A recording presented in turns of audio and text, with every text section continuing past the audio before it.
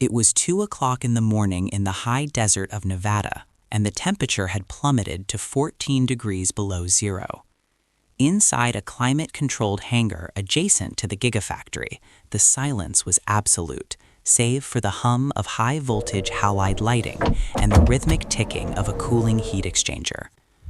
A team of 23 metallurgists and structural engineers stood in a semicircle around a hydraulic press. They weren't looking at a car. They were looking at a single geometric node of raw alloy, roughly the size of a human fist. This was sample batch 479. It was supposed to be the breakthrough. The hydraulic ram descended, exerting 400 tons of localized pressure.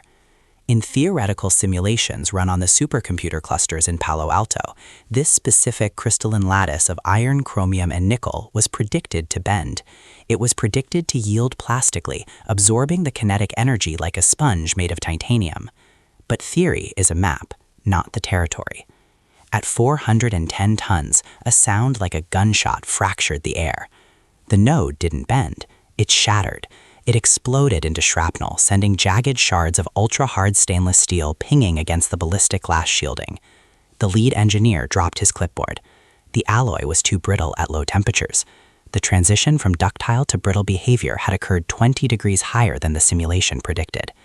If this happened on the road in a Minnesota winter during a collision, the passenger cell wouldn't deform to protect the occupants. It would fragmentation grenade them. We are going to talk about that failure. We are going to talk about the molecular arrogance required to rethink 100 years of automotive metallurgy. But first, we have to understand why the car industry has been addicted to mild steel since 1908. To understand the Cybertruck, you cannot look at a dealership. You have to look at the periodic table of elements and the ledger books of the Idra Group in Brescia, Italy. Let's go back to the molecular baseline. Iron is soft. Pure iron is useless for a chassis. It yields at just 50 megapascals. To make it useful, you add carbon, creating an interstitial alloy. The carbon atoms sit in the gaps between the iron atoms, preventing the layers from sliding over each other. This gives you steel. For decades, the automotive industry relied on mild steel, with a yield strength of perhaps 250 megapascals. It was cheap, it was easy to stamp, it was the wonder bread of materials. Then came the unibody revolution. We started seeing high-strength, low-alloy steels, boron steel, martensitic structures. The yield strengths pushed past 1,000 megapascals in safety cages, but there was always a trade-off. As strength goes up, ductility goes down. As hardness increases, formability decreases. You can have a tank, or you can have a Ferrari, but you can't have both for $39,000. This is the economic cage the industry lived in. Every manufacturer from Toyota to Volkswagen accepted these constraints as laws of physics. They weren't laws of physics, they were laws of economics. And then, in a conference room in Hawthorne, California, a decision was made that would terrify the accountants and electrify the engineers. The mandate was simple: no paint. Paint is heavy. Paint is expensive. Paint shop emissions are an environmental nightmare. If you remove the paint, you need a material that doesn't corrode. You need stainless steel. But not just any stainless steel. The DeLorean DMC-12 used 304 grade stainless steel cladding over a fiberglass underbody. It was cosmetic. It was a skin. Tesla wanted the skin to be the structure. They wanted an exoskeleton. This required an alloy that didn't exist. Standard 304 stainless is austenitic. It has a face-centered cubic crystal structure. It is non-magnetic and very ductile, but it is soft. You can dent a DeLorean with your thumb if you try hard enough. To get the strength required for a structural exoskeleton, you need to cold work it. You need to roll it until the grains are elongated and the dislocation density skyrockets.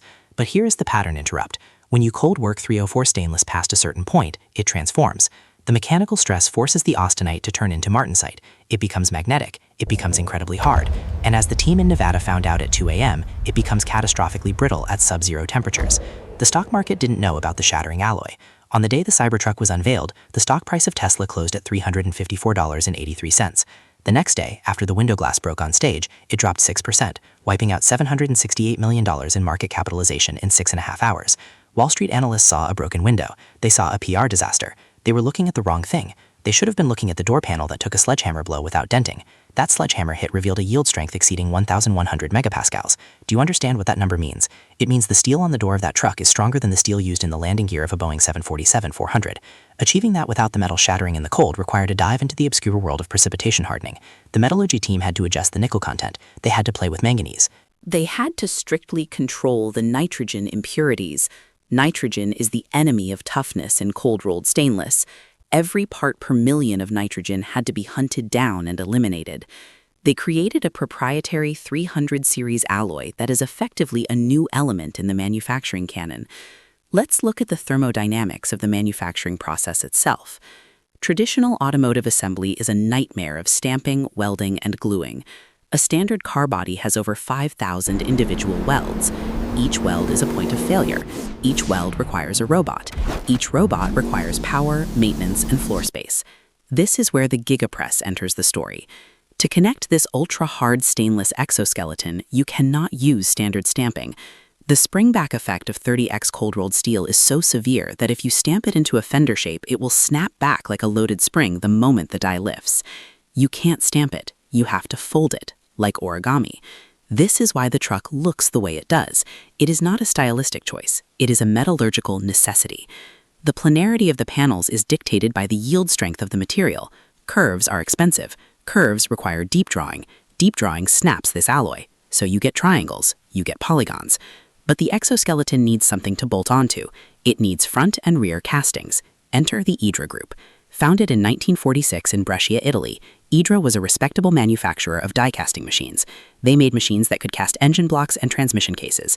Then Tesla asked them for a machine with 6,000 tons of clamping force. Idra said it was impossible. The physics of injecting molten aluminum into a die that large were unstable. The turbulence would create porosity. Porosity creates weakness. A cast aluminum shock tower with air bubbles is a death trap. Tesla insisted.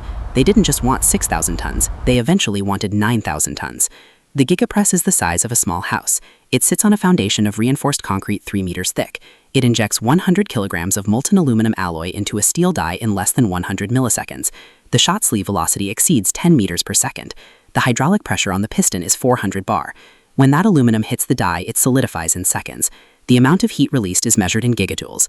The cooling channels in the die have to carry away that heat with the precision of a nuclear reactor's cooling loop. If the temperature gradient across the die varies by more than 5 degrees, the casting warps. If it warps, the stainless steel skin won't fit. The tolerance stack-up is measured in microns. Elon Musk's famous email about tolerances being measured in microns wasn't hyperbole.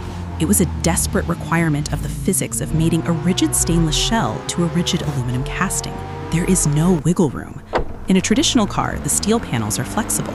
You can shim them, you can bend them to fit. You cannot shim 30x cold-rolled stainless. It destroys drill bits. It laughs at shims. It fits or it doesn't. And if it doesn't, you scrap the car. Let's talk about the galvanic corrosion nightmare. You have a stainless steel exoskeleton. You have an aluminum underbody casting. If you remember your high school chemistry, placing aluminum and stainless steel in direct contact in the presence of an electrolyte like salt water creates a battery. The aluminum becomes the anode. It sacrifices itself. It corrodes away. In 5 years, your chassis would turn to white powder. To prevent this, Tesla had to develop a new aluminum alloy for the castings. They couldn't use standard A380 aluminum. They needed an alloy with a lower potential difference relative to the stainless steel. They also had to design isolation barriers into the mounting points, special coatings, dielectric greases. Every bolt hole became a science project. The capital expenditure for this was immense. In Q4 of 2020, Tesla's capital expenditures rose to $1.15 billion, up from $500 million the previous year. A massive chunk of that was sinking money into these metallurgical bets.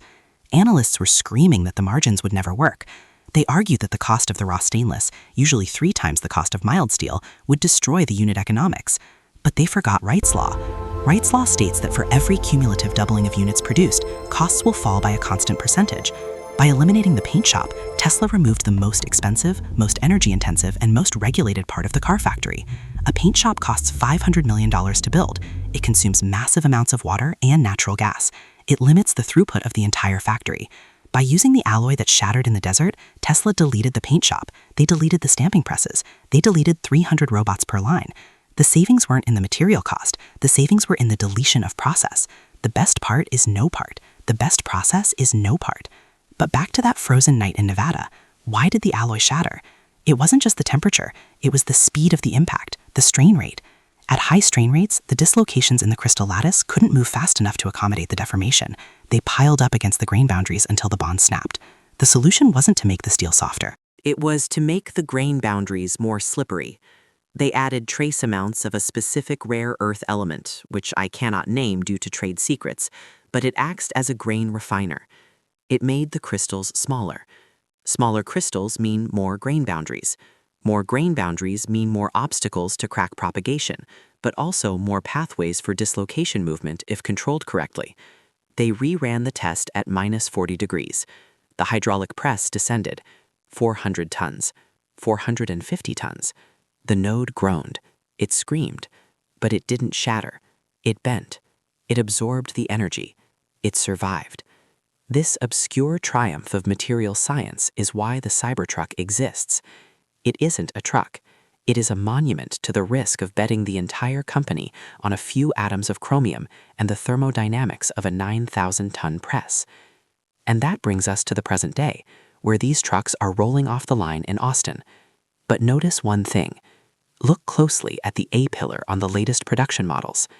There is a slight change in the surface texture, a subtle difference in the grain. That is the ghost of the failure in the desert. That is the fingerprint of the fix.